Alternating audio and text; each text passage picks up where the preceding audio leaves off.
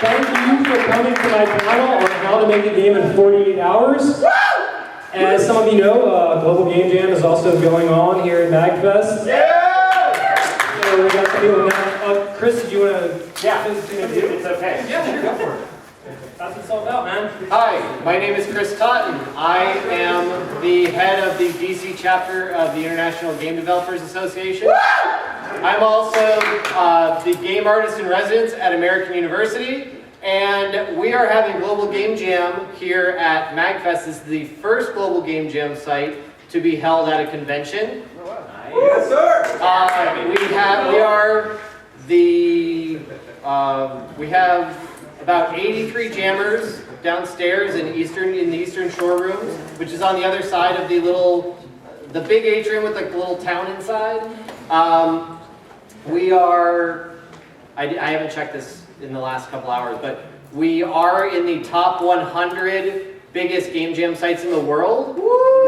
So after you hear these fine folks, who I can tell you from personal experience are very experienced in making awesome games in 48 hours. Rock on. If you want to either go try it, you're welcome to. If you want to even just talk to people who are doing it and see what the trenches look like when somebody's trying to make a game in 48 hours, come down and check it out. And if you're terrified right now, that's okay. We are going to have open play testing time tomorrow at 3 p.m. For you guys to come and check out the Game Jam games. So have a fun MAGFest, everybody. What's up?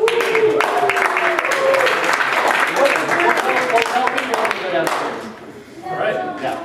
All right, without further ado, let's get this on the road. Okay, so, making a game, it can take years.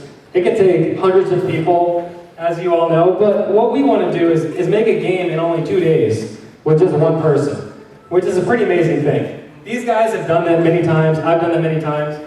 So we're going to talk about how to do that. So we've got some really experienced panelists here. We're just going to go and talk about ourselves a little bit. So this is Econ, or which one is Econ? Yeah, Eugene? Hey. Yeah, hi everyone. My name is Eugene, and I'm also called Econ. I've done a bunch of Ludum Dares and game jams. I'm also a programmer for Vagante. I think I've seen a lot of you guys in the MIBS area earlier. And yeah, I hope we can share some useful information today.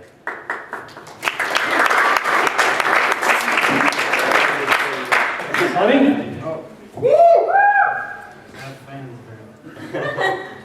I'm Sonny Palm. Just as a quick check, how many have done a game jam before? Ludum Dare or anything? Okay, not a whole lot. Oh, you? Yeah. Hopefully more after this is over. Right. All right. So I've done 11 Ludum Dares. I've won.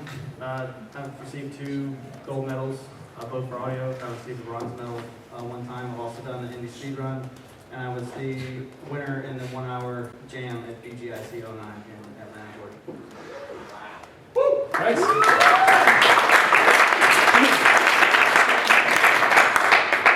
Roman? Hey, I'm Momin.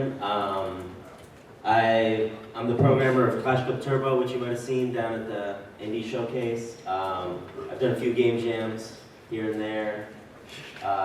Richmond, Virginia local. So RVA represent.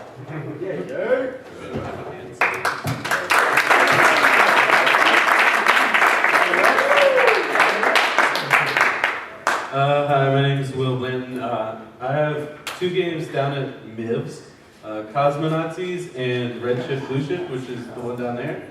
Redshift Blue Shift was a Ludum Dare game. It got like number 6 overall, number 2 in audio, and 7 in fun.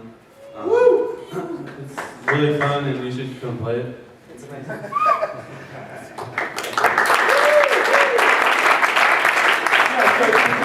You guys are in the Indie Showcase, so definitely stop by the Indie Showcase and check out their games. I've been in the industry for over 10 years. I worked on all those games, plus a few more. I did 6 Ludum Dares. I won an Indie Speedrun last year. Our game is called Secret Formula, and we actually won $2,500 for that. So it's a cash prize, which we're all happy about. And I released my own open source game engine that's kind of focused on rapid prototyping. and it's totally free to use, completely open source for everyone. It's called the Frank Engine, and that's my website. My name's Frank Force. That's my real name. So the first question I have is like, why 48 hours? Like, why not like 24 hours? Why not like 7 days, or I don't know, a month, or an hour, or whatever? What do you guys think about that? Because jobs. I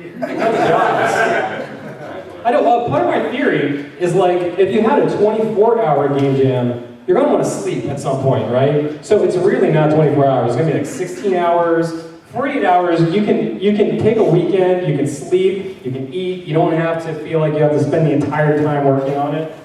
You know, and I think that's kind of the ideal time to do a prototype. And sleep is important for these game jams. I think for my first global game jam, I did not sleep for the entire 48 hours. And I was actually insane by the end of it. Yeah, don't do that. Sleep is very important in game jams. Oh, one of these guys did a 0 hour. Which one is the? Or Will? So It's pretty much the same as a 1 hour. yeah, so it was technically a 1 hour game jam, but he did it when daylight savings time changed over, so he made the game in 0 hours. Which I think is so cool. All right, so moving along, we got to move pretty fast, but there's quite a few slides here. So before you even start a 48-hour game jam, you're going to want to obviously get your ducks in a row. You know, you want to prepare a little bit.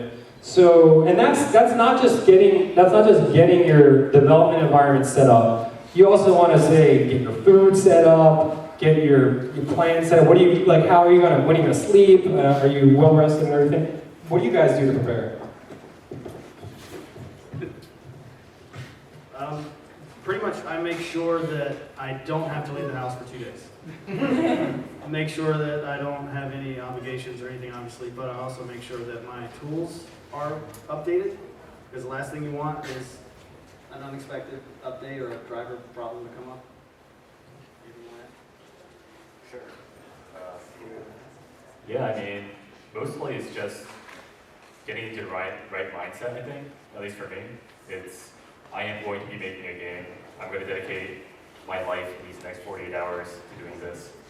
And I think if you just go in without any kind of dedication, you might not be able to stick through it, at least in the beginning.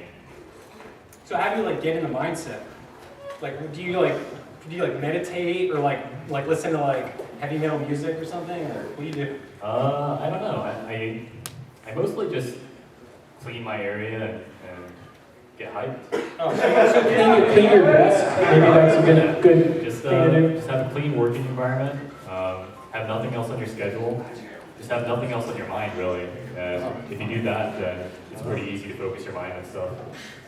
On that tip too, clean yourself. Because 24 hours in, you might not, like a shower might not come to mind. And I've definitely been like at the end of a 48-hour game jam feeling like, well, I wish I could go home and be clean right now. So yeah, long shower. One thing I like to do is have a personal goal for yourself, or for the game, kind of. So for my last Lundare, I kind of thought, I've been making these games that look like garbage all the time, so I was like, I don't care what game I make, but it's going to look kind of nice. And, a little goal like that kind of helps you, even though you're coming up with a new game with a mystery theme and everything, like you can still have something to focus yourself. Yeah, I also like to check out other previous like Ludum Dare games or whatever other 48-hour game jam it is, and just kind of check out some other games, get myself kind of thinking along what's possible, what can be done in 48 hours, get me thinking along those lines. Like as far as like food goes, do you guys like kind of plan, or you just eat whatever's around, or do you go to the grocery store first?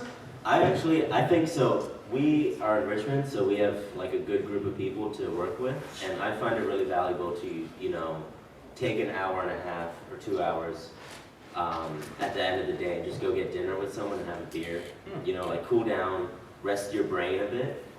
And I think that's really valuable because you can figure out important solutions in that period. Like you don't have to eat chips or something all day and like just keep working, like you can take a break. Yeah, take breaks. And warm food. Warm food is good. Microwaves are good for game jams.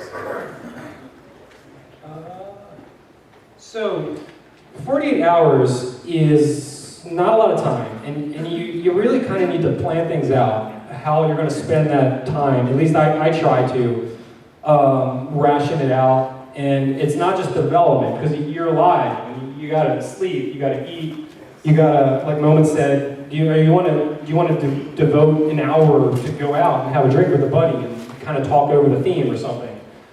So I'm thinking about that. What do you guys think about rationing your time? Do you think about that? You just go for it. Yeah. I don't like to make a plan because I always expect the unexpected in a game jam. Because if you have a feature that you want to implement or a mechanic or something and it just doesn't work out, it's not fun, and you have to change it if it's a core mechanic, then you have to shift your entire schedule. So I just like to wing it and I usually work up until the absolute deadline. A lot of people like to leave an hour or two to test. Well, aside from, forget about just planning, just how does it actually work out? Like, do you normally get 2 nights of full sleep? Oh, no. Do any of you guys normally sleep full time? I try. I think sleep is It is important. super Yeah. important. I mean, like a full night's sleep for me is like 6 hours, Uh, which is pretty good. So like that's only 12 hours out of the 48. So I think that's a good investment. yeah. It always goes way better if you sleep. So I run like a local meetup, and I have to be there to open the doors and close the doors at night. So like it's really tough for me to get that sleep. So like I leave all my junk, all the computer stuff at the jam site, go home and like just really hit the hay, like no more working. Hey, can you guys hear us okay in the back? All right, if we don't use the microphone, you can? All right, not like you can use the microphone. So, do you take breaks? You know? Do you take a break or watch a movie or a TV show? Oh no. Or play a game or something? No? Yeah. No? You do? Yeah. Yeah. I do. I definitely do. Everybody laughed at my time lapse video because like a lot like people are like, "You're watching The Office?" I feel like I think sleep is really important, and it's kind of hard to wind down. Like at the end of the night, because your mind is just going crazy with like ideas. Oh, I got to do this. I got to do that. And I think sometimes, like watching a TV show or something completely unrelated to video games, or out playing guitar or whatever, if you play an instrument, just kind of doing something completely unrelated can help you wind down at the end of the day. You know, I'm just saying, like, you don't have to spend the entire 40 hours making a game. You know, take a break. Well, it also depends on when you start, because with Ludum Dare, they'll announce the theme at 9 p.m. So if you're used to going to sleep at 11, then you've got 2 hours to brainstorm. But I like to switch my body clock around. So I wake up at 8, and at 8 at night, and then I hear the theme, and then I stay up and work all night. Okay, see, this is important. I want to ask you guys about that. That was kind of for the last slide. So, and I was thinking that's more of an optimal way to do it, is like, go to sleep early the day before, wake up just before the theme is announced, and you're like optimizing your time. You know, so Sonny, you do that. Do any of you other guys do that? My sleep schedule is just normally complete trash. Yeah. I mean, today's like the earliest I woke up in months. Yeah. And I was like, I'm so tired right now. It's 6 a.m. But yeah, I mean, my sleep schedule just works out naturally to give me more time when Ludum Dare starts. Okay, cool. I forgot to mention at the beginning that I have some swag to give out from my company, Certain Affinity, where I work at right now. We just released, maybe you guys heard of the Master Chief Collection and a few other games, not very well-known games, but you know, so yeah. But I have some cool swag to give out to audience members that would like to participate. We're going to have a time at the end for Q&A. But if you have like a really burning question that's really relevant to what we're talking about, just raise your hand and we'll call on you. And then afterwards, anyone that participated, you can just come up and I'll try to give out all the swag. Okay, so what we're going to do. Do you want to say something? Yeah, I make one game a month. Wow. Yeah, crazy. For Ludum Dare, I just put on a timer and say, okay, if the timer goes off, I'm going to sleep. If not, you can think about anything else. That's my method of doing so. Okay, kind of force yourself to do it. Yeah. That's one way. So I think video games are kind of broken down into a bunch of different disciplines. You got design, programming, music, like writing, and programming, which is important. So like, and the there's also like categories as well that kind of fit those areas. So what we're going to do is talk about each one of those kind of separately, individually. So the first thing I want to talk about is design. Design on a 48-hour game jam is a lot different than design for like a real game where you're going to have the time to make an entire game. I think you really got to like focus, and what I try to do is just pick like one specific like hook, like one specific feature, and really like polish that and kind of keep it simple. You know, is what a lot of design is about, but especially important in 40-hour games because there's just not time. You know. Yeah, absolutely. I think keeping your scope small is the biggest thing you'll learn by doing game jams. It's like your first game jam, you've got these great ambitions. You want to create an online game that has like 30 levels, and you're like, oh yeah, I have enough time to make 40 different sprites for this. But in reality, you're not going to have time to do even like 1/10 of that. So it's all about keeping things simple. You do if you start doing art first. Yeah, that's true. Because then you don't have the game. Yeah, exactly. I think that's something that you figure out as you do jams over time. Because my first jam, like you said, I had these great ideas, and it ended up being absolutely just one level with no sound, no music or anything. And I was just looking at it like, is that all I did in 2 days? But now I've done it so many times, I know what I can do, and I can get a full game with a title sequence and credits and knock it out because I know what I'm capable of. So you just have to just practice, I think. Personally, for me, like, I like to advocate lots of scope. Aim big. And then, but the thing is, you have to like have a hierarchical list of what you're doing so that when it's like hour 43 and like you have 2 of the things done, you can say like, well, none of this matters. And like, that way, like you get to like do what you're like impassioned into doing, and it gives you a lot of motivation, and there's a lot of stuff that you can do if you like find yourself stuck on something. So I'm all for scope, but listen to these guys. What's your question? Yeah, how much time do you allocate to designing and scoping out the game versus actually putting and making the game? 0 seconds. The whole process is like design and Yeah. making It's kind at of the melded same together. time, right? Well, part of my process is like the first night. I don't go to sleep and wake up just before the game jam. I like to keep my normal hours. I have a day job and stuff. So what I do is the first night I don't do any programming at all. I just think about design. I think of as many ideas as I can, and because you don't want to just have one idea going into it. You want to write down maybe 10 ideas.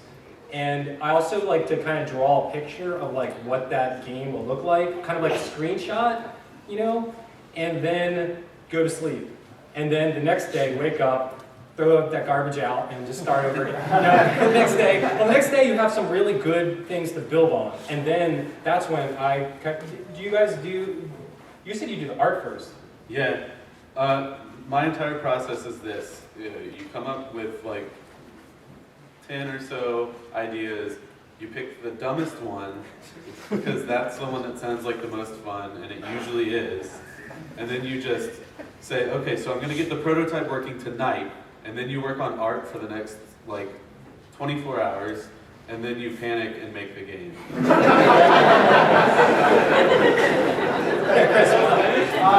So you mentioned like putting ideas down on paper and stuff, and this doesn't apply as much to like a Ludum Dare where you're by yourself, but when you guys are in like a global game jam setting or something like that where you're with the team, how often do you use like paper to get those ideas down, and then do you guys ever use paper prototypes? I haven't used paper prototypes myself, aside from kind of drawing screenshots. I think is the fun way to do it, because then it's like, this is what the game's going to look like. Here's the screenshot, and if it looks like that, then it'll be good. And I've only done one game jam in a group, and we just kind of just went with it. Like, there's not a whole lot of time, so it's like you talk a little bit, and you throw ideas around, and then everyone's like, oh yeah, let's do that, and then you just break. You do the art, I'll do the music, I'll do the program, whatever. So, no, have you guys used paper prototypes? Yeah, I mean that's the great thing about like a 48-hour game jam is you can have a group of people, like 5 or 6. My last global game jam was like 7 people, and there's like a handful of great ideas, but you have such little time that somehow it always works out. It always crystallizes into this one idea. I like to like draw out stuff like Fred was talking about, draw out your screenshot, and then throw it back and forth, maybe for like an hour at most. Like, don't dwell on it too much. And even if you have a big team, like, you'll find something will crystallize, and it's like, yes, we're gonna do that idea.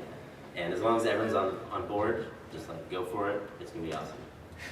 Also, if you have a big team or if you're thinking about joining a big team and you do feel like, like this is my first one, I'm not really sure about anything, don't be afraid of being a project manager, like not the boss, but the person who organizes the project for everyone else, because in my experience, that's the golden ticket for a big team. So are there times where you guys go into your 48-hour jam with are your concepts, are your art together, just ready to jump into the design phase, or you guys do it all on the spot? No, so I think the philosophy of it all, and this is why most game jams have random themes that are announced, it's so you start from scratch, right? Like you don't have the opportunity to design or anything.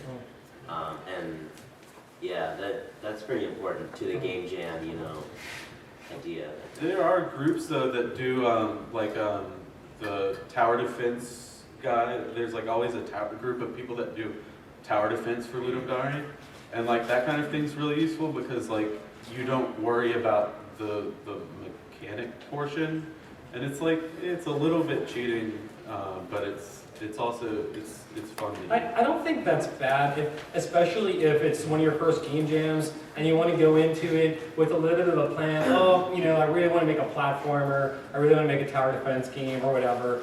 That's okay, but you don't want to work on it too much advanced. That kind of defeats the whole point of it, I guess. I mean, wouldn't it be a little bit easier if you had like a bit of a visual reference, like kind of a slight art direction? It would be easier, but easy, so it's not what it's It also depends on if you're doing, for Ludum Dare example, if you're doing the compo or the jam, because the compo has more strict rules. You can't bring in outside art. Yeah. With the jam, you can use open source art, so you can already have a pool of art that you can pull from. So it just depends on what you want to do. So I was going to say, if you don't mind, I have something to comment on with that. So I participated in the White House Game Jam in September, and they gave us like all the topics beforehand because it was an educational game jam. And we had teams from like really big companies there, and on one hand, they made a bunch of stuff beforehand. They were making stuff like on a plane or train ride over, and they made awesome stuff because they're also from like huge studios. But their games were not as easy to encompass in like, oh, we made a game that this happened in, kind of thing. And like we didn't come up with our theme until like the morning of, and we were our video was the ones that the Department of Education like showed around. So, it's useful, but it can, in my experience, like you'll end up making something bigger than you can really like show to people. One of the things about art is like when you're trying to make a piece of art, whether it be a game, music, or whatever, you have unlimited opportunities. You have anything you can do, and that's why something like putting a 40-hour constraint on it kind of, because it can be scary and hard to think of things when you have so much you can do. But when you have these constraints where it's like, oh, I got to do everything in just 2 days, it kind of forces you to innovate and think outside the box and try ideas you wouldn't normally try. because you don't have the time, you know? Yeah, if you have 2 months to do a specific task, it'll take you like 3 months. And if you have 48 hours and you need to be done, it'll take you a few hours, and it's not good. Yeah. Do you guys find yourself sticking to the original concept of design, or is it kind of creep into other things after? No. So, I don't think I've ever actually stuck to my original design for a game jam, because it's either something is cut out or something is changed along the way. It's very much like an iterative process. So my process is, I come up with an idea. It's probably a terrible idea, but I prototype it, I play it, and if it's not fun, then I change it. I might scrap it completely. And so, yeah, I think most people would do this kind of iterative design, because the end goal is to have a game, or usually the goal is to have a game that's fun, and you don't know that until you actually try it out, in my experience. Yeah, I've worked in the industry on AAA games, and we have something we call finding the fun. You know, and a lot of times you'll be making a game for like 2 years, and it's just not that fun. You haven't found like what the really fun, how to make it really fun, you know, and presentable to the player. And just like finding the fun can take, in a 40-hour game jam, it can take the first day until to the second day until you really start to crystallize, you know, like, yeah, this is the most fun part. I want to focus on that and make the player do these things, because that's fun, you know. We've been on the slide for a while, so I'm going to get it along. Also answer on that question. Oh yeah, sure. I don't personally have a concrete design idea from the very beginning, so there is no original vision. It's just a matter of, I think this is interesting, and I try to make it. And eventually that turns into a game that was nothing like I've seen before, but I never had any vision from the first place. So that's kind of like the tendency I tend to do when it comes to designing games. Yeah, I think you've got to let it evolve and let it change. If you try and just stick with the original idea that you had and not be malleable and, you know, flexible, then you're probably not going to have a very fun game. You got to just kind of roll with it and, you know, play it a lot and, you know, keep up. Yeah. So you had a jar that had the jam in it, had 4 different, I guess, portions of it: programming, concept, Sure. design, I guess art, music. Because of the constraint, which one usually gets cut off? Audio. It depends. It depends It depends on your strengths, you know. Because like some of these guys are really good at music, and they definitely want to do music. For me, I'm pretty good at music, but that's usually for me the thing that falls off the end, you know. Because well, music I think is probably the easiest thing to leave out, because you can have like you can't play a game if there's no like programming. You can't play a game if there's no design. You know, it's got to be fun. But if there's no music, people are pretty forgiving in that respect. But what do you guys think? A lot of people play, especially when they're going through the judging period, they'll just play with headphones on and listen to their own music, and they won't even listen to your game's audio. Yep. And then you'll see in the results of the judging, they'll say, a nice game could use some sound effects. And I'm like, they're worse sound effects. Many. Game. It's like they accidentally muted their computer or something. And it can hurt you too. If you create music that's like grating to players, then they would have been better off with no music. Because I play games like that, and it's like, I don't give them worse points or anything, but it's like you just kind of wasted time adding music when you didn't need it. It would have been better without it. At the same time though, like people forgive a lot with music, so when you do have a game with like really killer music, people are like, wow. Yeah, Whereas, like that's they true. can play like 20 games in a row with a great mechanic, and like none of those games, their like excitation level is like this. But with the music, it's all of a sudden it spikes. Yeah. So Yeah, music is a really important aspect. It's like a whole sense that you only have like 5 senses, so that's a pretty big portion of it. And art too, like with art, and we'll get to that, but yeah, usually you can get by with just simple geometry and stuff like that without actual drawn art, and because it's really just about the game mechanics, making it fun. It's going to be fun whether it's really graphics or not. So. So, programming.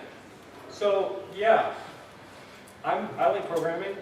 Programming is not actually essential for game jams, because a lot of game jams, and people don't normally do this, but you can submit a game that doesn't even require a computer. You can submit a card game, a board game, whatever you want. Those usually don't happen too much because they're harder to play test, is probably the main reason, I would think.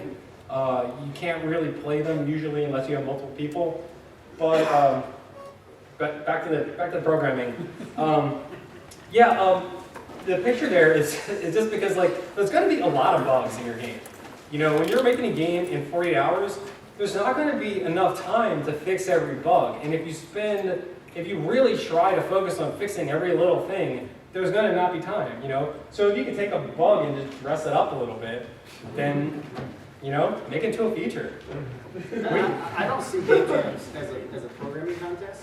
Some people do. Yeah. They're very elitist about you can't use Game Maker, you can't use Unity, you can't use these tools. You have to sit down for 48 hours and program everything from scratch. But to me, we have these tools for a reason, to make it faster. If you want to make a game, you want to make a game fun, you don't have to program an engine. You just have to make the game fun.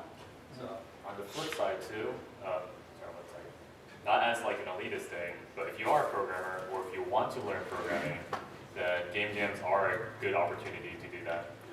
So same goes for all these other disciplines, but personally I've learned a lot from doing game jams in terms of programming, and I recommend it to everybody who wants to learn how to program.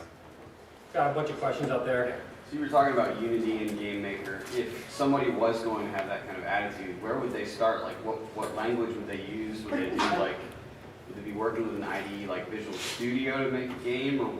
Use whatever you're most comfortable with. You can make a game using any language. There are so many great tools now, and I think one of the reasons that rapid prototyping has really taken off in the past couple of years is because there are so many better tools like Unity, so many more free assets available. Obviously, you can't use it for the main Ludum Dare competition, but some competitions allow you to use free assets and stuff. And there's, so whatever is, if you've never really programmed before, just whatever's easy, basic, anything. What's particularly common now for people that do know programming or just starting out? I would. Game Maker? I mean, Game Maker, yeah. It's really rare that you'll find someone who's like, oh, you can't use a game engine, that's cheating. Well, I mean the programming language as well. Oh, Yes. Java, there's lots of Java. Yeah, there's a lot of Java, C++, Yeah. and the main thing you have to remember about programming is programming is a means to, to executing your design, right? Like you have an idea in your head, and to get it into reality, you use programming.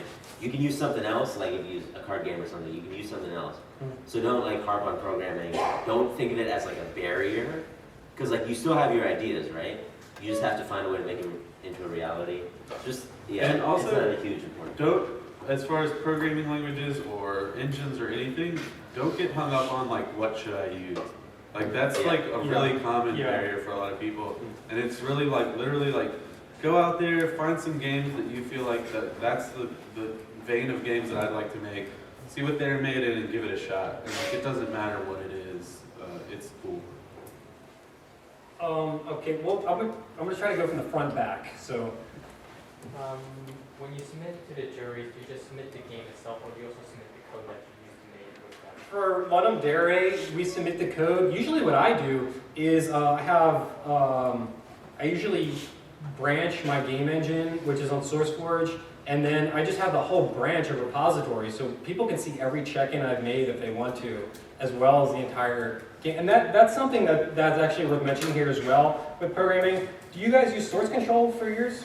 I do. Absolutely. Yeah, I do just because I'm a programmer, but I understand not using it. It's not really that. Yeah, so if you've never used source control before, the way that works is whenever you change a file, you check it into basically a database. And then you can see every time I changed any file, anything I added, what lines, you can do a diff and see exactly what changed. And it's not super important, I think, for 48-hour development, but when you're doing something that takes longer, especially something that involves more people, where you don't know who's working on what, it is really helpful. But I recommend it if you're comfortable with it. Source control is basically insurance. Exactly. Yeah. Source control is your insurance. It's if you introduce a bug in your code, suddenly your game is crashing, and you don't know why. And you're like, when did this even start happening? You can go back a few revisions and say, okay, it started happening exactly 2 o'clock. That's when the bug was introduced with this change. And now it makes it a lot easier to find bugs and stuff. Yeah. Gentleman right there, yeah. You guys have any recommendation for Mac users that are used to using Flixel Flash Develop for doing, compose, or anything that's sort of for like rapid prototyping for like pixel-oriented 2D games? Because basically, like aside from just Pygame, which is terrible, in my experience, I haven't really found anything as good as like Flixel and Flash Develop combo for Mac. Mm-hmm. But Flixel is not on Mac? It is, but the thing is that Flash Develop is only a Windows-only program, and there's everything that's like tutorials and everything. I've heard based on people it. use Flixel with Sublime. There's like plugins. Really? for Okay. that. Because it used to just be terrible documents. Yeah, we have a It's friend tough who to set up, but for her it's last Room game. She did Flixel and Sublime on Mac. So Yeah, try that out. So you right there. So on the source control, how often do you check in? I check in like all the time. Like whenever you make a change, it doesn't take any time to check in. It's just like you click a thing and it checks it in, and it's pretty quick. So usually maybe like 2 check-ins per hour, if I had to estimate. That's just like, it's like whatever you want, really. It's like, it's for you. Like the source control is for you. So whatever you want. So moving on back, I saw a few hands back there. Yeah. What are your all's clean languages of choice? I like C++ personally. I think it gives the most freedom. Also released a game engine that uses C++, so if I want to use that game engine, I kind of have to. And that's what I use at work.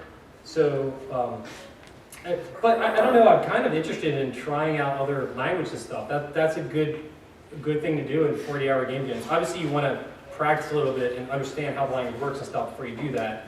But it's a good time to try out new ideas. I use Hacks because I'm used to ActionScript, and that's where a lot of the really intelligent ActionScript programmers have like migrated to, since Flash has lost a lot of its oomph, and I love it. Owen? Yeah, this kind of goes back to design, but like I think about the audience of the games that I make. And I think, they're going to be on the browser, so I kind of favor browser. Browser games are good, yeah, because when I'm playing a game, a lot of time I'll look for browser games because they're just so, it's they're so going to work. easy to just click. So easy to click. So I like Unity because you can export to browser. I like JavaScript. Hacks Flixel, you can export Flash to browser as well. So those kinds of things I like. What do you guys use? Please be quick too, because we're... Yeah, C# in Unity and super quick prototyping. I'll throw it together in Game Maker to make sure it doesn't look stupid. Okay. C++ or JavaScript. All right. Any more questions on programming? All right, moving right along.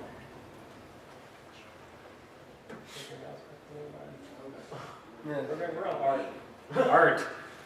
Art is important. Yeah, so there's a lot of different ways to go with art. You could do pixel art. That's probably the most popular form of art for game jams because it's so. On one hand, it's really fast to make pixel art, and on the other hand, it's kind of easier to make it have a consistent kind of look and feel, I think. But you can do other things too. One of the things I did was drawing everything on paper, then scanning it in and making that into sprites, which was kind of cool. What do you guys think about art? Pick a color palette beforehand. Yes. You don't have to, but it really, really super duper helps. And like, play to your strengths. Like, if you suck at art, but you doodle a lot of stick figure games are awesome. And like, Momin always talks about like how his games look crappy, but his games always look super fantastic because he kind of knows what colors look good together. So like his games usually have kind of a minimalist feel, and it's like really easy on the eyes, and it looks really gorgeous from like a real design standpoint. So I figured out this trick that'll make any of your art look good. You take a square, any square, and you make it a color, a solid color, and you reduce the saturation on it. So it's kind of soft. That's it. And then you can like use that square, just that one square for your whole game, and people will comment and they'll say, beautiful game. People also spend like days and days on color palettes. Like there are like Tumblr posts that are like, here's how you make the perfect color palette. Here's how you make the perfect color palette. You go to cooler.adobe.com, and it's a web tool that throws up hundreds and hundreds of really great combos. And you just steal them because it's okay to steal palettes. And you don't need to do art for a game jam. You can use, and in fact, I would think it's better to start out with just simple shapes. Or even just text. Or even just, and there's a lot of games that are just text, that are like text adventures or whatever, or like roguelike type games that are, you know, ASCII. So you can start out with kind of a rough prototype of just geometric objects and then fill it in with, you know, something like that, more detailed art. I mean, I've seen games with photographs. I've seen games with claymation where they have no drawing ability, so they make clay and take pictures and then cut it out in Photoshop. So I mean, just. We have a guy in Richmond that'll like go through like an art book and like pick out like weird like Middle Eastern motifs and just plop it onto Unity. It looks amazing, and it's like. Eugene, you want to say anything to that? I'm not an artist. I think we're all artists, dude. We make Come games. No, my A game's art? I guess minimalism is good. Well, so as you say you're not an artist, so how do you make art then? You just keep it really simple? Or what? Yeah, my last game for Ludogare had only one shape, circles, I think. Okay. I've seen a lot of games like that, and sometimes those are some of the most fun games, really. I don't know if you guys played Squares 2 back in the day. It's just squares, like it's an awesome game. So you know, you can make anything. Music. So I've done music before. So I guess what I do is I don't spend too much time on music. A lot of times I'll just use an iPad app, like a Figure or something like that, and kind of do like a real-time performance. Or what I'll do is like play around with stuff for like an hour until I can do a performance of like 5 minutes, and then kind of record like 5 minutes or so, because you only need a few minutes of looping audio. And that's pretty much my process for music. Yeah. These guys know a lot more. You want to put it all in? My first game jam game had no audio, no music, no sound effects, and I was very upset with myself. So I decided that I was going to focus on audio 100%, and since then I've won 2 audio categories in Ludogare. So I basically forced myself to learn it. But before game jams, I was already a musician, so that kind of helped. But it's not like I'm. I mean, when you say music, it should really say audio. It should, yeah. Because sound effects Let's talk about sound effects and too. ambience is so much more important than just a soundtrack. And if you have no soundtrack whatsoever in audio, there's a program called SFXR, and I think there's BFXR, which is a browser version. BFXR is better. It's a little bit better. Yeah. It's more feature rich. I've used that before, but I'm not usually satisfied with the default sounds. So No. I'll pop it into something else and tweak it. But it's a good way to, if you just need a jump sound or an impact or something. So. Yeah, for sound effects, what I like to do is kind of do a really quick pass on sound effects. Just like bust out all. Well, I'll make a list. What I need a player jumping. I need player landing, player getting killed, this and that. And I'll just go down this, boom, boom, boom. Make all the sound effects really quick. Get them in the game. Get them all hooked up, because you're going to have hooks in the game to play the sound effect. Then, if there's time, I usually do a second pass the next day, the final day, and go over all the sound effects and kind of pretty them up, bring them into another program, and add reverb or whatever is necessary. And also for VFXR, I want to recommend using the random button a lot, because we were talking earlier, and the default kind of settings, there's like a default random jump sound that will generate sounds that sound kind of like a jump. But I think they sound just like too like Abrasive. too abrasive, too like, yeah, they're boring, you know? So use the random button, just hit it like 100 times, you know? And it'll save each one of those sounds. And you can go back and pick out like, oh, this should be my jump sound. And then you can bring it to another program and, you know, tweak it as well. Yes, spend time with it. Right. Mhm. Speaking of random, the best thing you can do with audio is to randomize your sound effects in the engine. If it's a walking sound or a jumping sound or a shooting sound, you don't want the same sound every time you shoot or every time you jump. It's going to grade them. So even if you just shift the pitch up Yeah. or down a little bit, that's going to make everything sound so much better over time. Yeah, I have a built-in thing for my play sound effect that by default adds like a 10% or it's like a 5% frequency randomization to it. So like every time you fire your weapon, it's going to sound slightly different. It's especially noticeable on like rapid fire things. But I think that's a really good point. And I can tell when your game is using VFX. Yeah. How much time do you guys usually wind up spending on audio out of the whole 48 hours? Like how much is allocated to just work on the audio? For me, probably like 2-3 hours. 2 hours if I'm lucky, I guess. Yeah. The answer is the rest. Whatever you have left. You know, try to budget some time for yourself to do that. Right. I also wanted to say, making sound effects with your mouth. Like, for one of the Ludum Dares, I did that, and I thought that was kind of fun. And it's quick and easy to make sound effects. Yeah, your question? Yeah, I was just going to ask, how often do you employ voice acting in these 48-hour games?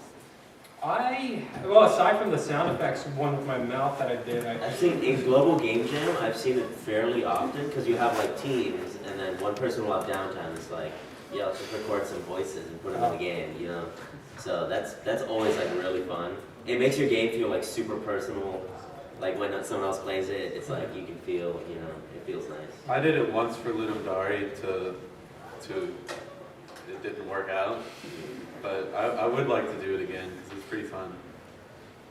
And also with music, a lot of people show up at our events and they're kind of like at the last minute, they're like, what can I use to make music? And like, that's like, they want to put music in their game and they're like, this is when they're starting and it's like a shame because they just don't get anywhere. So like, just one weekend when you have some free time, just find some free music making programs, find some tutorials, and get good at like one thing. Like get good at making like a cool beat, and then you have that skill to just be like, okay, well I'll just pop that down real quick, as opposed to worrying like what program can like randomly generate audio and stuff, and it usually doesn't work out very well. What tools do you guys use for music? I use, well, go ahead. Pro Tools, FL Studio, pretty much anything. Okay. Audacity a lot. For just Audacity. Okay. Audacity is a must. Audacity is great. Whether you're an audio person or artist or programmer, Audacity is a must. Yes. Yeah, FL Studio, Milky Tracker's fun. In FL Studio, I use chip sounds a lot for audio like effects because it emulates old systems really well and it gives a warmth to the sound as opposed to like VFXR is really gritty until you like really tweak it. 3x oscillator. Yeah, 3x oscillator, Fruity Loops. I mean, if you spend some time with audio making programs, you can make sound effects with your foot. I mean, it's magical. And this one doesn't get as much love in game jams as it probably should because there's not that much time. But some games tend to be more heavy on the dialogue, writing, or there's always going to be some text on the screen. You know, so none of my games have really had very much writing on. Have you guys ever done anything with that? My last Global Game Jam, the artists, you know, they put these like little cutscene splash screens with like some text on it that kind of explained. It was just like a little platformer, and they explained, you know, the backstory and stuff. And it was so simple, so easy for them to set up, so easy to hook up in the game, and it like added so much to the game. I think. Yeah. It, like made it feel so complete. It had like a backstory. You played your levels, and then there's an end. It feels really good when there's some text in there. Yeah, it makes the world have some kind of background to it, so you feel like there's something else there. you know, some depth to it. You'll play, like, a lot of the great Ludum Dare games in the past, they're like simple platformers. They take like one interesting idea and just make a platformer out of it. And okay, that's fine. But the best ones, each level will add like a new line to the story. And it's like there's a mystery there. It's like you want to keep playing to figure out the story, but also to see the gameplay. So it's really nice. You guys want to say anything about writing? Yeah, I'd say like having lines of writing that are mysterious are pretty cool. They add a lot of flavor and mystery, like you said. But in my experience, most games that have a lot of writing don't get as much. Like a lot of stuff just doesn't get read ultimately. It's kind of a shame, but it's like you gotta have some gameplay there with it too. It's like I have played at Ludum Dare. I've played one good interactive fiction game, and I was probably the only person who actually played through the entire game. Everybody else was like in the reviews. They were like, this is alright, but it's just too long. I didn't read, and it's like, what can you do? I think that's important too. You got to think who's going to be playing these games, because a lot of times you're thinking about judging, you know, and judges, they don't necessarily have the time to go through and read. Like you want to just play the game for like 5-10 minutes and then be done with it. And some games take quite a lot of reading. And also, if the writing is not good, then you're not going to want to finish it. You know, so it's better to have less writing that's really well written and then more that's like sloppy, you know? And plus with game jams, you have a global audience, so not everybody's going to be able to read. That's true, yeah. Not everyone speaks English. Right. Yeah. What's your writing strategies for submitting your game and writing the description of your game that everyone's going to see and hopefully you sell it on? Well, my strategy is like the good thing about Ludum Dare is you can like change your description and stuff like that. So the first night, I'm usually just wiped out, and I usually just try to like get it up there and submit it and like write a little thing, try to explain how to play or whatever. And then the next day, I'll go back and clean it up, add better screenshots, and write a little bit better about what's going on there. Yeah. I think at the minimum, it's important to put your controls and like explain explicitly what you have to do in the game. Yeah. Because like, okay, it's great if you can have a game that's intuitive and people understand, but just put it in the text for people. It doesn't hurt. It helps. For Ludum Dare, it's like the first thing people see is the screenshot, so do a cool screenshot. That's also what they see on the page with lots of games, so make it really enticing. And then for text, what I like to do now is do the it's like writing your pitches for games and stuff. It's like you do your 5-second grab their attention speech, and then you elaborate that for your 30-second elevator speech, and then under that controls. But you really have to put as much text as you can in the game because a large majority of people are not going to read what's on the submission page. Yeah, don't write too much on there either, because then if you have this wall of text, people are just gonna be like, no, I don't even want to play this game. It's too much there. You want it to when they're loading the game, they might glance down there. You know, or if they don't know how to play it, sometimes you'll go back and be like, what am I supposed to be doing? Yeah. Got any questions on this one? Yo.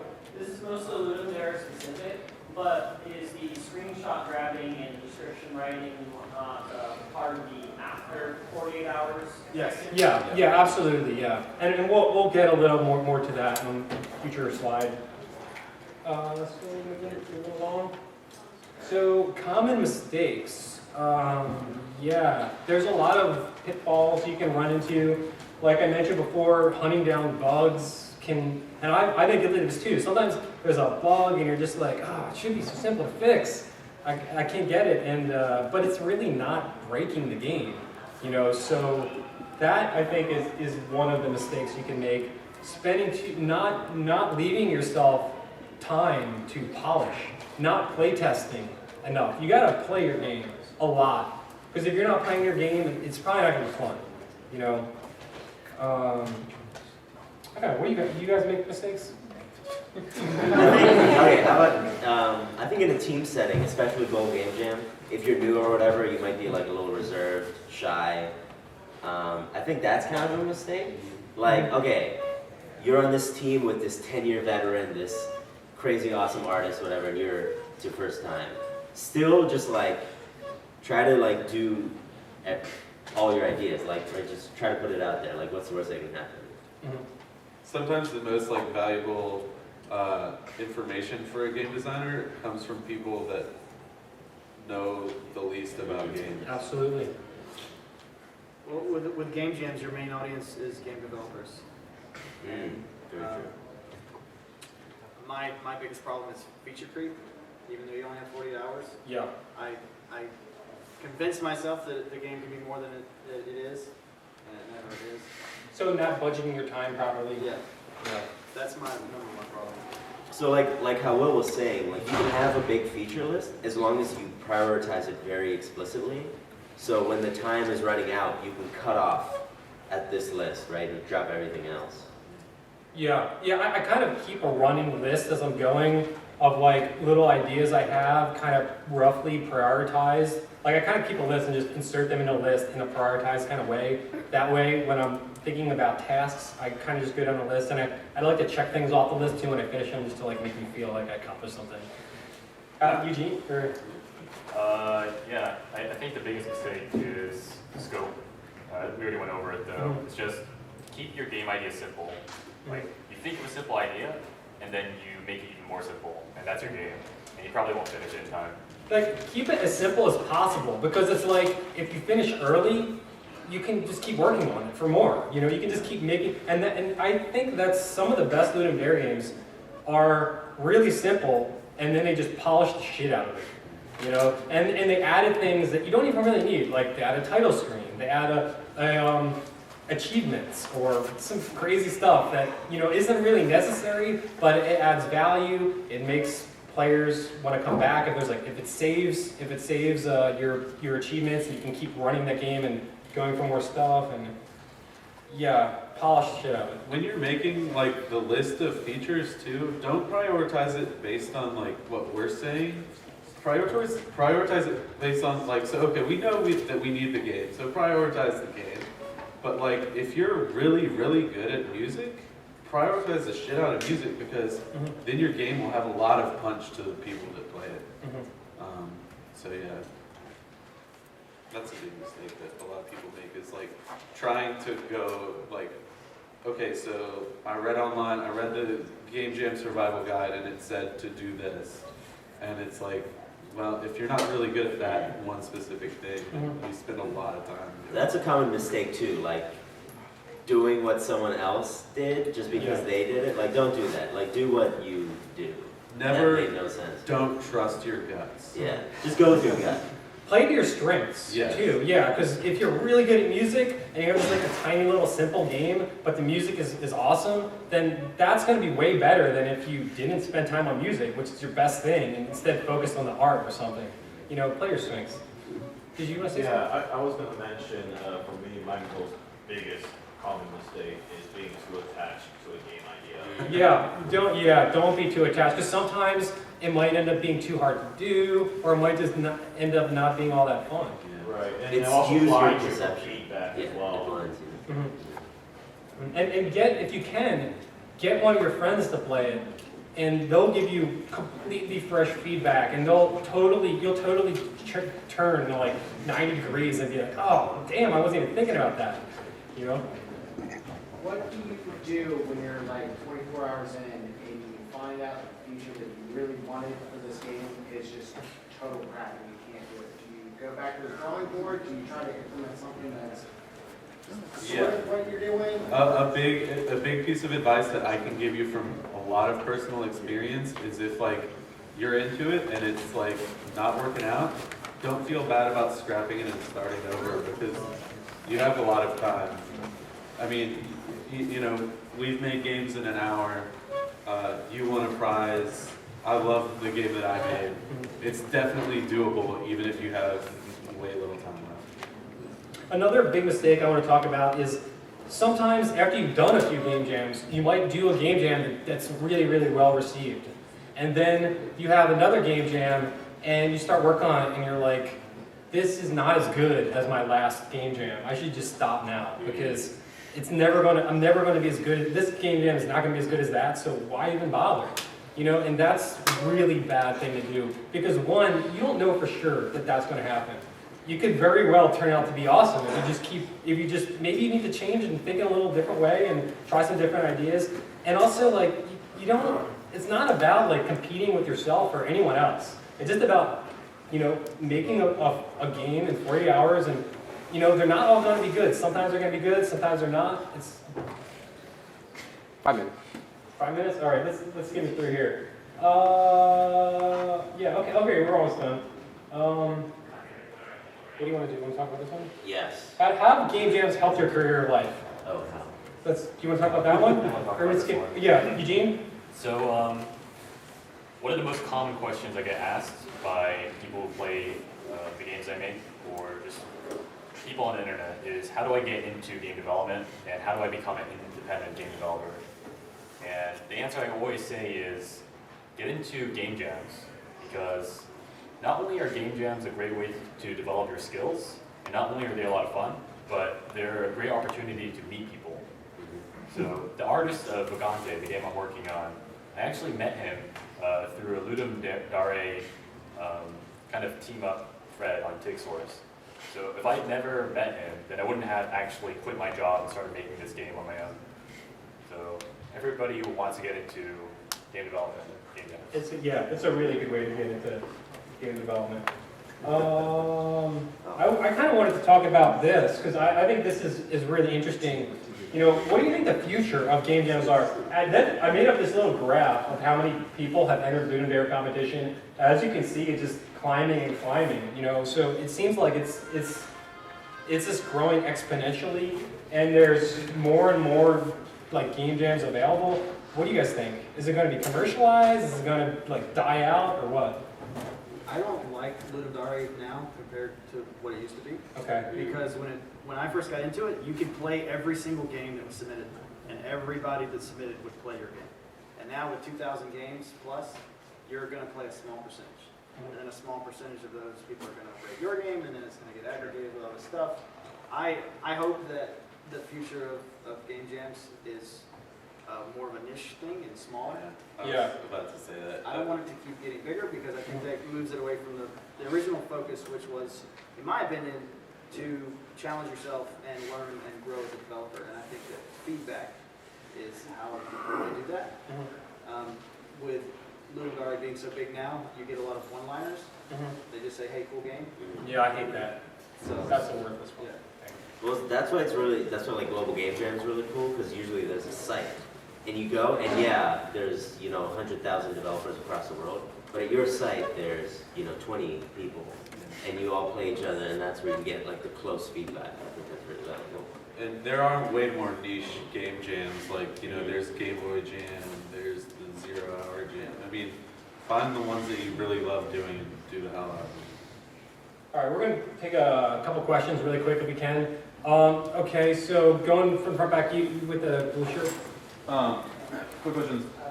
To your point, any local meetup groups or things that you can recommend? I know Will runs one in Richmond that I kind of go to sometimes, but the area would be nice. Yeah. Honestly, I've not been really involved in local things too much. I think the online community is actually really, really good. I never met any of these guys before I met them online, or before today, basically. And that's only possible because the indie game dev community is pretty welcoming, I guess. Yeah, it doesn't have to be local. Well, I mean, I like meetups, that's why. Yeah, meetups are, sure. Nicer to Well, DC has like a great IGDA chapter, so definitely check that out. I'll pull a plug for, if anyone lives in the capital region of New York, I conduct Tech Valley Game Space as a local space for Ludum Dare as well. Any other questions really quick? Yeah, we got? I always said in regard to the problem of Ludum Dare becoming so massive, I know you still want to encourage people who are interested in making games to participate.